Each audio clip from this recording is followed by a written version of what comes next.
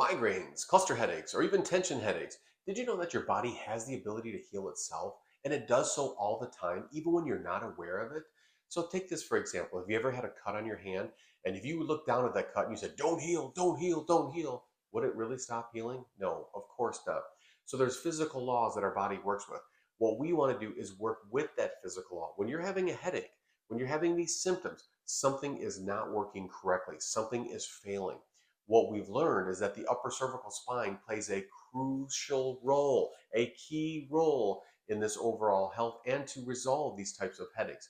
So when your atlas does not line up with the foramen magnum, this could be what's causing all of your problems. So your first step is to have a functional neurothermograph ran to find out if there's any interference or pressure within the canal. Secondarily, you need digital sponography to measure to find out if there's a misalignment and an occlusion.